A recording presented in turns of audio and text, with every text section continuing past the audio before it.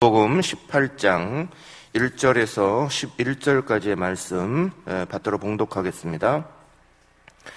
예수께서 이 말씀을 하시고 제자들과 함께 기드론 시내 건너편으로 나아가시니 그곳에 동산이 있는데 제자들과 함께 들어가시니라. 그곳은 가끔 예수께서 제자들과 모이시는 곳이므로 예수를 파는 유다도 그곳을 알더라.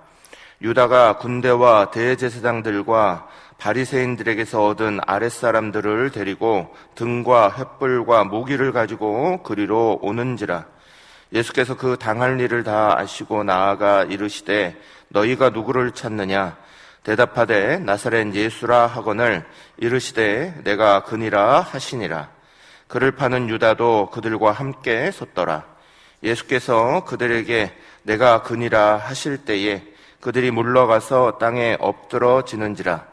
이에 다시 누구를 찾느냐고 물으신대 그들이 말하되 나사렛 예수라 하거늘 예수께서 대답하시되 너희에게 내가 그니라 하였으니 나를 찾거든 이 사람들이 가는 것은 용납하라 하시니 이는 아버지께서 내게 주신 자 중에서 하나도 잃지 아니하였사옵나이다 하신 말씀을 응하게 하려 함이로라. 이에 시몬 베드로가 칼을 가졌는데 그것을 빼어 대제사장의 종을 쳐서 오른편 귀를 베어버리니 그 종의 이름은 말고라. 예수께서 베드로더러 이르시되 칼을 칼집에 꽂으라. 아버지께서 주신 잔을 내가 마시지 아니하겠느냐 하시니라. 아멘. 이 말씀은 살아계신 하나님의 말씀입니다. 아멘. 네, 이제 예수님이 죽으심을 기억하는 고난주간에 우리가 들어가게 됩니다. 종료주일은 두 가지가 이렇게 함께 겹쳐지는 날이죠. 예수님을 왕으로 환영한 날이기도 하고 또 왕으로 환영한 그 주님을 그 무리가 다시 십자가에 못 박으라 말하며 예수님의 십자가 고난 지게 된 날이기도 합니다. 그래서 종료주일을 맞으면서 또 고난주간을 시작하면서 오늘 우리가 어떤 우리의 삶의 자리를 다시 한번 돌아봐야 할지 말씀 가운데 은혜를 나눕니다. 오늘 본문은 요한복음 18장 1절에서 11절까지 말씀을 읽었지만 실제적으로는 18장과 19장 전체에 대한 말씀입니다. 18장과 19장 이번 한 주간 주님의 고난 그 십자가 당하시는 자리들을 집에 가셔서 전체적으로 말씀을 다 읽어보시고 오늘은 요한복음 18장 1절에서 11절 중심으로 말씀을 나누겠습니다. 우리가 먼저 기억하셔야 되는 것은 예수님께서 요한복음 18장 1절에서 지금 나타내고 계시는 것처럼 예수님이 지금 기드론 시내로 내려가고 계시다는 겁니다. 이 기드론 시내는 예루살렘과 감난산 사이를 가로지르는 작은 개울 하천입니다. 하천이라고 할 것도 없이 그냥 작은 개울입니다. 그런데 이 기드론 시내는 좀 특별한 상징적인 의미가 있습니다. 이 예수님께서 예루살렘으로 가셔서 들어가신 이 종료주일의 그날은 6월절 시작하는 날입니다. 6월절 시작하는 날은 유대인들에게 있어서는 양을 잡는 날입니다. 6월절은 우리가 잘 알듯이 성경 가운데 나타내듯이 양을 잡아 자기의 죄를 대속하는 가장 큰 명절입니다. 그래서 세계 곳곳에 수많은 사람들이 그 자리로 모여들고 그곳에서 자기의 죄를 대속하며 양을 잡고 그래서 6월절 우리를 구원하신 그 하나님, 출애굽하게 하신 그 하나님을 기념하면서 나오는 그런 날입니다. 그래서 그 첫날은 특별히 양 잡는 날로 기록되어 있습니다. 양 잡는 날. 그래서 어떤 기록에 보면 큰 6월절이 열렸을 때는 세계 각곳에서 사람들이 모여서 한꺼번에 25만 6천 마리 양을 잡았다 하는 기록도 남아 있습니다. 이것이 정확한 기록인지 어떤지 모르지만 정말 어마어마한 수의 양을 잡는 날입니다. 양을 잡고 나면 그 양의 피가 흐르게 되겠죠. 그 양의 피가 흘러 그것이 관을 통하여서, 하수관을 통하여서 밖으로 쭉 빠져나가면, 그러면 그 관이 흘러나가는 물이 기드론 시내입니다. 예수님께서 지금 건너가신, 겟세마네 동산으로 가시며 건너가신 그곳에, 그 시간에는, 그 야밤의 시간에는 수많은 양을 잡고 검푸른 양의 피가 그 기드론 시내를 쭉 지나서 나가고 있을 그 시간입니다. 양을 잡고 그 어린 양의 피를 흘리고 있는 이유는 단회적으로 우리의 죄를 속하는, 그것을 구하는 거죠. 불완전한 제사, 불완전하게 하나님 앞에 우리의 죄를 속하기 위해서 드리고 있는 제사, 그래서 영원하지 아니하고 반복적으로 이루어지고 있는 그 양의 피, 속죄함의 피를 넘어서 예수님께서 이제 영원한 자신의 피로 통하여서 단번에 우리의 모든 죄를 사하시려 다시는 다른 피를 흘릴 통해서가 아니라 예수 그리스도의 보혈을 통하여서 우리 가운데 주시려고 이 사실 기드론 시내를 넘어서 겟세마네 동산으로 들어가고 계시는 겁니다. 사랑하는 여러분, 우리가 예수님의 보혈, 또 예수님의 우리를 위해서 행하신 그 귀한 시간들을 생각하시면서 이번 한 주간 그 보혈의 의미, 불완전하고 짐승의 피를 대속하여서 그저 우리의 죄를 그냥 다시 반복적으로 짓게 되는 그런 죄의 자리에 있지 아니하고 그것을 넘어서서 영원한, 그리고 단번에 오직 주님만이 지신 그 십자가의 보혈을 통하여서 우리가 구원받고 씻음받고 천국 소망 가지고 부활의 영광 얻게 된 줄 믿으시기를 간절히 바랍니다. 예수님께서 그 십자가의 자리로 나아가시기 위하여서 오늘 먼저 주님의 결단, 주님의 자리가 나오는 모습이 요한복음 18장에 기록되어 있습니다. 요한복음 18장 11절 하반절 말씀을 제가 읽겠습니다. 아버지께서 주신 잔을 내가 마시지 아니하겠느냐 하시니라. 아멘. 예수님께서 십자가의 자리로 나아가시는 모습을 성경은 우리 가운데 이렇게 기록해 놓고 있습니다. 그때에 예수님께서 표현하시기를 아버지께서 내게 주신 잔이다, 이렇게 표현하셨어요. 아버지께서 내게 주신 잔. 성경 안에서 보통 잔은 축복의 의미입니다. 소득의 의미로 많이 쓰였습니다. 시편 16편 5절 말씀에 보면 여호와는 나의 산업과 나의 잔의 소득이시니 나의 분깃을 지키시나이다 말씀했고요. 시편 23편 5절 우리가 잘 아는 대로 주께서 내 원수의 목전에서 내게 상을 차려주시고 기름을 내 머리에 부으셨으니 내 잔이 넘치나이다. 아멘. 이렇게 말하듯이 성경에는 잔이라고 표현할 때는 언제나 또는 상당히 많은 부분에서 축복의 잔, 소득의 잔, 우리에게 풍성히 내리신 그 은혜를 담는 그릇, 이렇게 사용됐습니다. 그러나 우리에게는 그 축복되는 자리가 예수님에게는 고난의 잔, 슬픔의 잔, 쓴 잔이 되고 계시는 거예요. 그분이 우리를 위해서 그 잔을 받으신다라고 말씀하실 때 그 잔은 고통의 잔이죠. 십자가의 잔, 고난의 잔입니다. 그분이 고난받음으로 우리가 나음을 입었고 그분이 우리를 위하여 채찍질 맞음으로 우리가 깨끗함을 입게 되는 그 은혜를 우리가 만나기 위해서 우리에게 베푸시는 잔은 축복의 잔, 소득의 잔인데 예수님이 받으신 잔은 고난의 잔, 슬픔의 잔, 고통의 잔이었습니다. 이 잔이 얼마나 힘들고 어려웠던지 그 잔을 예수님도 받으시기 위해서 먼저 겟세마네 동산 나가셔서 기도하신 거죠. 겟세마네 동산은 우리가 잘 아는 대로 그 뜻이 기름틀입니다. 기름 짜는 곳이라는 거죠. 예전에 아마 그곳에 기름 짜는 집이 있었지 않았을까 그렇게 생각합니다. 그래서 그곳 이름을 겟세마네라고 불렀습니다. 기름을 짜내는 것, 그 기름을 짜내는 것과 같이 예수님이 기도하셨다 하여서 우리는 이곳을 겟세마네 동산이라고 말합니다. 기름이 짜지기 위하여서는 감람 열매든지 올리브 열매든지 어떠한 열매가 그 기름 틀에 들어가서 짓이겨져야 되고 모든 것이 짜내어져야 그 기름이 나오는 거죠.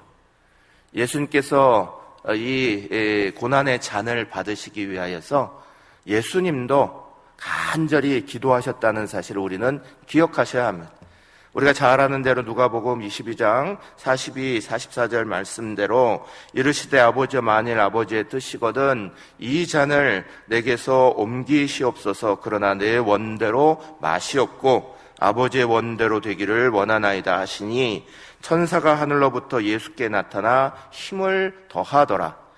예수께서 힘쓰고 애써 더욱 간절히 기도하시니 땅에 떨어지는 핏방울같이 되더라. 아멘. 예수님이 기름을 짜내듯이 자기의 온몸을 다하여서 기도하셨습니다. 그리고 나서 이 고통의 잔을 마주 대하시며 앞으로 나오셨습니다.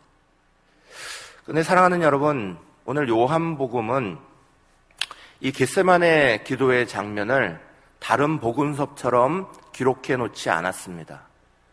그저 겟세마네 동산에 가서 기도하셨다는 사실을 기록해 놓고 그리고 나서 기도 후의 장면을 기도 후에 예수께서 일어나셔서 자기를 잡으러 오는 그 병정들과 그 못된 사람들의 그 자리부터 이 말씀이 요한복음은 시작됩니다. 기도하시는 그 장면의 내용은 복음서에 다른 마태, 마가, 누가 복음서에 기록되어 있고 요한복음은 거기에 초점을 두지 않았습니다. 요한복음은 예수님께서 이 고통의 잔을, 이 고난의 잔을 어떠한 모습으로 받으셨는가, 거기에 초점을 두고 계십니다. 가장 먼저는 예수님께서 기꺼이 받으셨다는 거예요. 그것을 받기 위하여서 간절히 기도하셨지만 기도하신 후에는 그 잔을 향하여서 당당하게 나가셨습니다. 피하지 않으셨습니다. 예수님께서 힘이 없어 잡혀가신 거 아닙니다. 예수님이 능력이 없어 이 십자가 어쩔 수 없이 달리신 거 아닙니다. 예수님이 기꺼이 그 일을 당하셨습니다. 오늘 요한복음 18장 말씀의 앞에 부분에는 한 가지 사건이 나옵니다. 이 사건을 통해 보면 예수님이 스스로 잡히셨다 하는 것을 우리는 분명히 알게 됩니다. 5절 말씀, 4절 말씀이죠. 요한복음 18장 4절 말씀. 예수께서 그 당할 일을 다 아시고 나아가 이르시되 너희가 누구를 찾느냐 그러셨어요. 예수께서 피하지 아니하시고 거꾸로 나가셨다는 거예요. 그 자리는 밤이었습니다. 유다가 와 있었지만 거기에 짙푸른 나무들이 그늘지고 있으면 어두운 밤에 아무리 달빛이 밝아도 그늘 속에 껌껌한 얼굴 속에 있는 예수님의 얼굴을 확인하고 찾기가 쉽지 않았을 겁니다. 피하려고만 하셨으면 피할 수 있으십니다. 그런데 예수님이 거꾸로 앞으로 나오셨다는 거예요. 그리고 누구를 찾느냐라고 거꾸로 물으셨습니다. 그때 요한복음 18장 5절은 이렇게 답하죠. 대답하되 나사렛 예수라 하거늘 이르시되 내가 그니라 하시니라. 그를 파는 유다도 그들과 함께 섰더라. 그런데 그 대답을 하시는 순간 놀라운 일이 벌어집니다. 요한복음 18장 6절입니다. 예수께서 그들에게 내가 그니라 하실 때에 그들이 물러가서 땅에 엎드러지는지라. 아멘. 예수께서 내가 그니라 라고 말 때 그 말씀에는 여전히 예수님의 말씀의 권위가 살아계셨습니다. 예수님의 말씀의 권위가 그대로 힘이 있게 존재하셨습니다. 천지를 만드신 예수 그리스도의 말씀, 하나님 아버지와 예수 그리스도와 성령께서 천지 모든 만물을 삼위일체 하나님께서 말씀 한마디로 만드셨던 그 권위가 여전히 예수님에게 그대로 있었습니다. 다가오는 모든 사람들이 내가 그니라 하는 말씀을 듣고 뒤로 물러가 엎드러질 그 권세, 그 권위가 예수님의 말씀에는 여전히 있었습니다. 여기에 내가 그니라 하시는 말씀은 I am he 이렇게 번역이 되죠. 그런데 여기에서 말하는 I am 이건 하나님의 이름입니다. 출애굽기 3장 14절 하나님께서 스스로 자기의 이름을 밝히셨어요. 하나님이 모세에게 이르되 나는 스스로 있는 자이니라. 또 이르시되 너는 이스라엘 자손에게 이같이 이르기를 스스로 있는 자가 나를 너희에게 보내셨다 하라. 스스로 있는 자이니라 하는 것을 NIV를 비롯한 모든 권위 있는 성경들은 I am who I am 이렇게 표현했습니다. I am이라고 나다라고 말씀하시는 거죠. 나다라는 I am 하나님이다라는 말씀, 그 말씀으로 예수께서도 여전히 말씀합니다. I am he라고 말씀하십니다. 그 말씀의 권위가 여전히 살아있습니다. 그 말씀의 권세가 여전히 살아있습니다. 그런데 예수님께서 이들에게 잡혀가셨어요. 왜요? 힘이 없어서요? 능력이 없어서요? 아니요. 그래서 잡혀가신 거 아닙니다. 마태복음 26장 53절에는 이렇게 기록하고 있어요. 너는 내가 내 아버지께 구하여 지금 12군단 더 되는 천사를 보내시게 할 수 없는 줄로 아느냐 그러셨어요. 지금이라도 당장 하나님 앞에 요청하면 12군단이 넘는 천사들을 보내지 않으실 것 같으냐 그러시는 거죠. 예수님은 여전히 힘이 있으신 분이에요. 예수님은 여전히 권세가 있으신 분이에요. 그런데 예수님이 잡혀가신 거예요. 예수님을 누가 잡은 겁니까? 가룟 유다가 잡은 겁니까? 아니면 군병들이 잡은 겁니까? 아니요. 예수님은 예수님이 스스로 잡혀가신 거예요. 예수님이 자기를 기꺼이 내어드리신 거예요. 왜요? 요한복음 10장 11절은 우리 가운데 분명하게 이렇게 말씀합니다. 같이 읽겠습니다. 나는 선한 목자라. 선한 목자는 양들을 위하여 목숨을 버리거니와. 아멘. 예수님은 자신의 목숨을 양들을 위해 버리신다 분명히 말씀하셨어요. 스스로 그것을 버리시겠다. 요한복음 10장 18절은 더 분명하게 말씀합니다. 읽겠습니다. 이를 내게서 빼앗는 자가 있는 것이 아니라 내가 스스로 버리노라.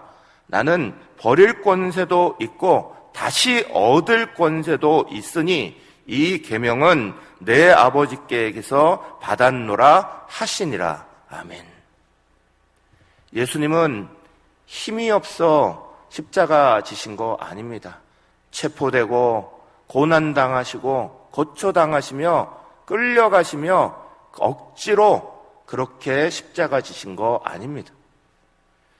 예수님은 기꺼이 스스로 자원해서 그렇게 십자가 지셨습니다. 오늘 우리에게도 예수님이 내가 너를 위해 기꺼이 십자가 져줄 거야. 내 생명을 너를 위해 내어줄 거야 라고 말씀하시는 줄을 믿으시기를 간절히 바랍니다. 또한 오늘 말씀은 우리 가운데 분명히 말씀하고 계셔요. 예수님이 혼자 그 길을 가고 계시는 거예요. 요한복음 3장 16절은 예수님이 이 땅에 오실 때부터 이 모든 것이 계획된 것임을 분명히 합니다. 그때 먼저 요한복음 3장 16절 앞부분은 이렇게 우리 가운데 말씀하죠. 하나님이 세상을 이처럼 사랑하사 독생자를 주셨으니 아멘. 요한복음 3장 16절 상반절입니다. 요한복음 3장 16절 상반절, 하나님은 세상을 이처럼 사랑하사 독생자를 주셨으니라고 분명히 독생자라고 강조하고 계시죠.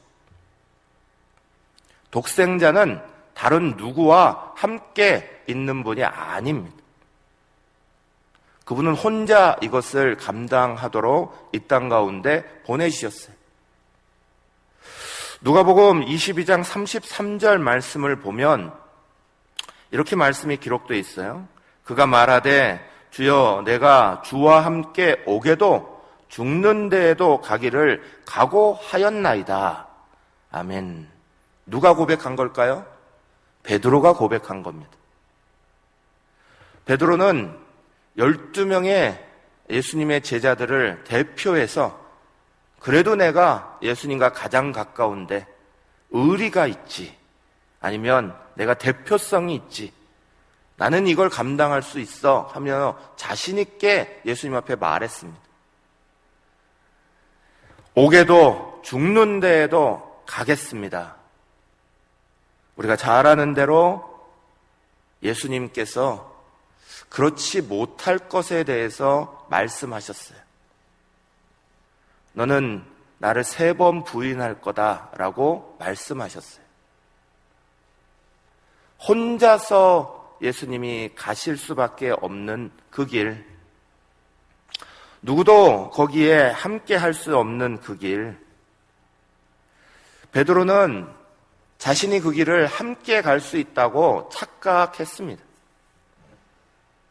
그 길을 같이 갈 수 있을 거야. 함께 손을 예수님 자리를 붙잡을 수 있을 거야.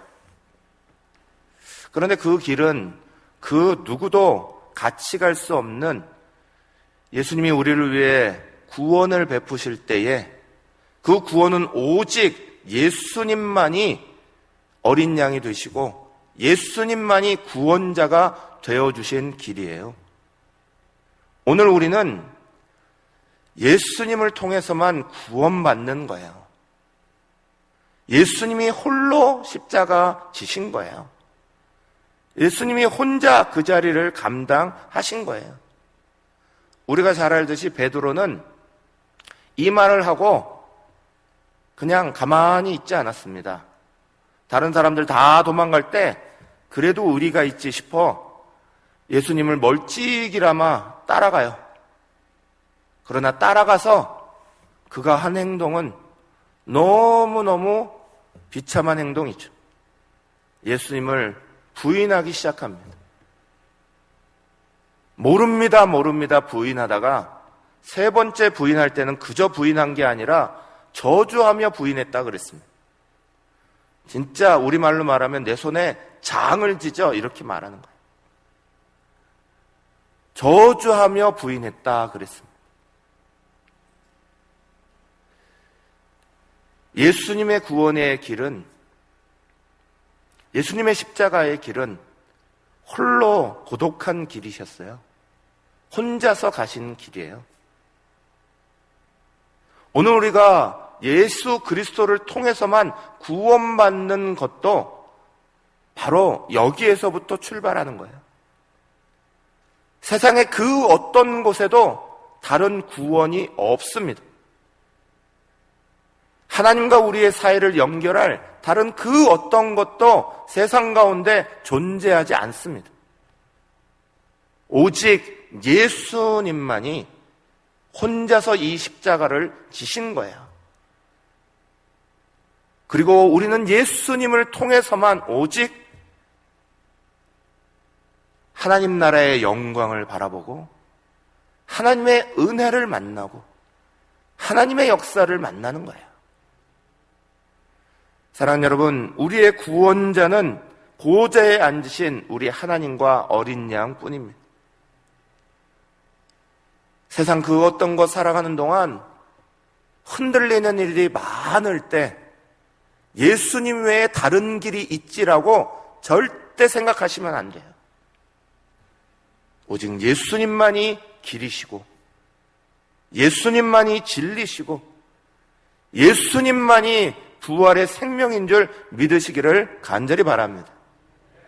다른 어떤 길이 우리 가운데 보이는 것 찾지도 마십시오. 다른 길이 없어요. 힘들수록 괴로울수록 어려울수록 예수님만 바라봐야 되는 거예요. 거기에 구원이 있는 거예요. 영혼의 구원뿐만 아니라 우리의 삶의 구원도 오직 예수님 통해서 일어나는 거예요. 우리는 그것을 분명히 해야 되는 거예요. 다른 뭐가 있는 것처럼 세상을 찾아 헤매지 마세요. 쓸데없는 시간을 보내지 마세요. 힘이 들고 괴롭고 어려울수록 예수님 앞에 더 집중하시고 더 가까이 나오셔야 되는 거예요. 예수님만이 문이시고 길이시고 진리십니다. 요한복음 18장 12절에 13절 우리가 읽은 그 다음에는 예수님의 심판의 재판 모습들이 이제 쭉 기록되고 죽임당하시는 모습이 기록됩니다. 요한복음 18장 12, 13절에 이렇게 말씀합니다. 이에 군대와 천부장과 유대인의 아랫사람들이 예수를 잡아 결박하여 먼저 안나스에게로 끌고 가니 안나스는 그해 대제사장인 가야바의 장인이라. 아멘. 예수님께서 하나님이 주신 그 고통의 잔, 고난의 잔, 그 십자가를 지실 때에 그분이 스스로 자원하여 기꺼이 우리에게 내어주셨고요. 그리고 그것이 혼자서 지시는 길이라는 것도 분명히 아셨습니다. 그리고 그 자리로 나아가서 말할 수 없는 억울함을 당하시는 것도 아셨습니다. 그래서 요한복음 18장 4절은 그 당할 일을 다 아시고 이렇게 기록하고 있어요. 그 당할 일을 다 아셨다. 거기에는 억울함 당하실 것도 고통 당하실 것도 조롱 당하실 것도 다 아셨다는 거예요. 이 재판이 얼마나 웃긴 재판인지 아십니까? 여기에 처음 등장하는 안나스라는 사람은 로마의 속국이었던 유대, 그 유대 땅에서 대제사장을 해먹으려고 얼마나 그 속국인, 그 지배국가인 로마에 빌붙었겠습니까? 무려 9년 동안이나 대제사장을 했습니다. 대제사장은 법률상, 법상, 유대인의 법상 매 한 해마다 바뀌어야 되는 거예요. 그런데 안나스는 무려 9년이나 했어요. 그리고 자기의 자녀가 4명이나 있는데 그 자녀들까지도 다 대제사장을 만들었고요. 사위까지도 대제사장을 만들어요. 이 해는 자기가 대제사장이 아니에요. 사위가 대제사장이에요. 그런데 예수님을 잡아서 대제사장에게 보내지 아니하고 먼저 자기에게 데려오게 합니다. 권세가 있다는 거죠.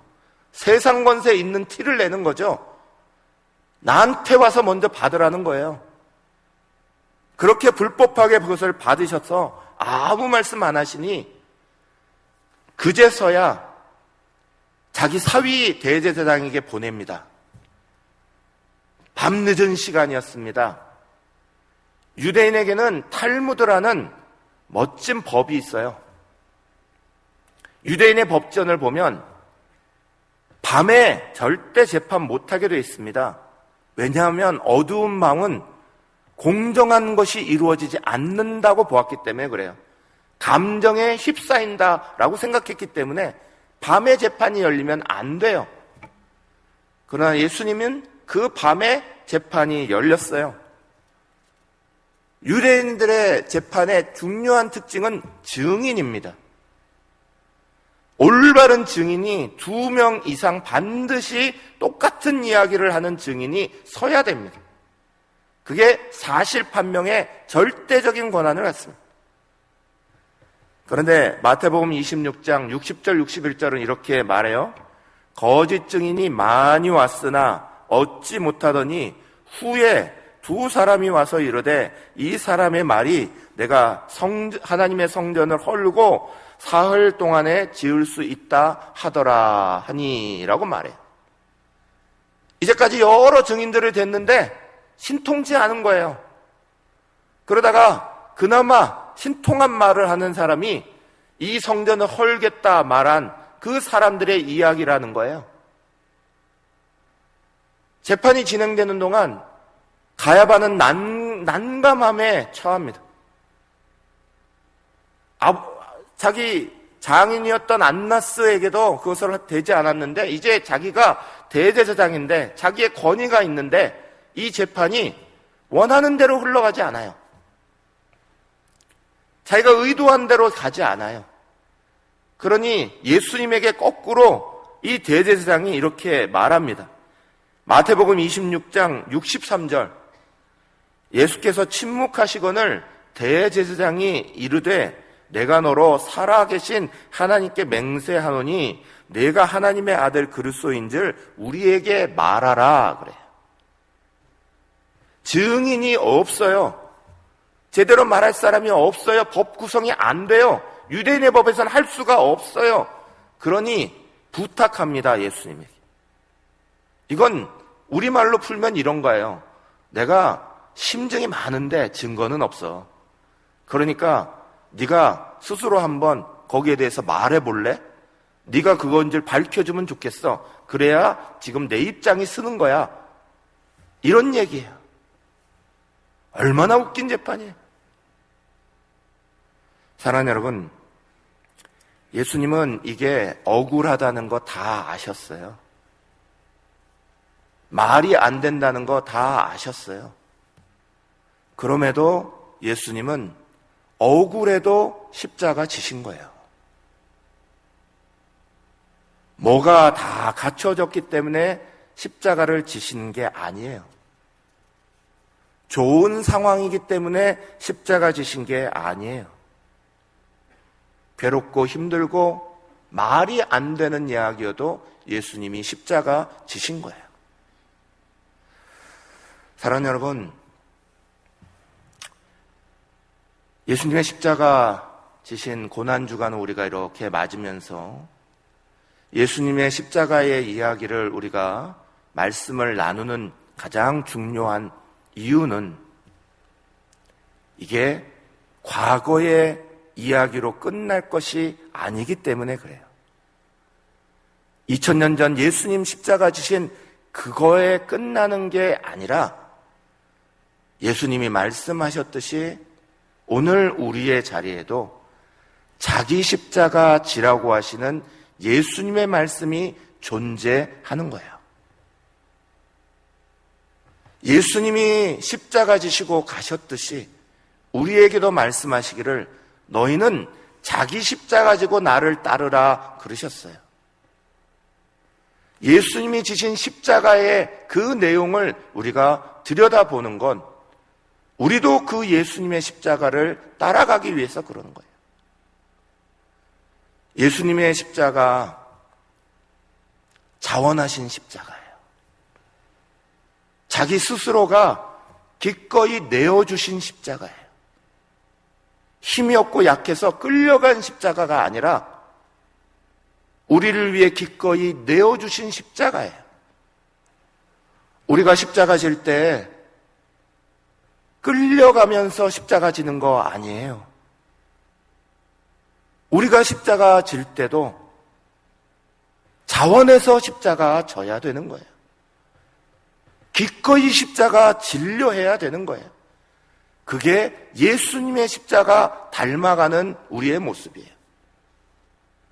남이 억지로 떠밀어주고 남이 억지로 시켜주면 그렇게 억지로 가는 십자가가 아니에요. 자원해서 가야 하는 십자가예요. 스스로 내어줘야 하는 십자가가 예수님의 십자가고 우리의 자기 십자가여야 되는 거예요. 예수님의 십자가는 혼자서 지신 십자가예요. 사랑하는 여러분, 우리가 져야 되는 자기 십자가, 지다 보면 어느 날 어느 틈엔가 나 혼자 지게 되는 상황이 벌어질 수 있어요. 함께 하려고 노력하려고 같이 하려고 했지만 어쩔 수 없이 나 혼자 지게 되는 십자가가 될 수 있어요. 나 혼자 십자가 지게 되더라도 자기 십자가 지는 것이 예수님 십자가 따라가는 길이에요. 남들이 하지 않으니까, 다른 사람이 그렇게 안 움직였으니까 나도 그렇게 할 필요가 없어요. 우리는 그렇게 말할 권한이 없어요. 믿음이 있고 신앙이 있다는 건 내가 내 십자가, 자기 십자가를 지겠다는 거고, 예수님 걸어가신 그 십자가의 본질은 남들이 가지 않아도 내가 그렇게 혼자 져야 한다면 혼자 지신 십자가예요. 우리도 자기 십자가 혼자가 되더라도 져야 되는 거예요. 마지막 예수님의 십자가, 억울함에도 지신 십자가예요. 억울한 일 당할 것 수없이 알고 계셨고, 그 일을 하다 보니 더 억울한 일이 생겨요. 오늘 우리가 주님의 십자가 닮아가며 자기 십자가 질 때에 수없이 자기 억울함이 생겨날 수 있어요. 이런 일 뭐하러 당해요? 라고 할 일들이 생겨날 수 있어요. 가만히 있으면 존중받을 거를, 가만히 있으면 어른 대접받을 거를 가만히 있지 아니하고 자기 십자가 지러 나가며 주님의 뜻, 하나님의 영광 앞에 내세우기 위하여 앞에 나가는 거예요. 예수님이 지신 십자가는 오늘 우리의 자기 십자가여야 되는 거예요. 고난중간 우리가 주님의 십자가 맞으면서 내가 짊어져야 될 자기 십자가 주님 앞에 묵상하시기 바랍니다. 우리는 정말 기꺼이 자원해서 그 십자가 지고 있는가? 우리는 혼자가 되더라도 그 십자가 꼭 짊어져야겠다 붙잡고 있는가? 우리는 억울한 일 당하여도 자기 십자가 지겠다 결단하며 주님 앞에 나아가고 있는가? 이번 고난주간 기도하시고 그 기도 끝에 예수님이 십자가 끝에 부활의 영광을 만나신 것처럼 우리의 자기 십자가 끝에 하나님 나라의 영광이 있다는 사실도 믿으시기를 간절히 축원합니다.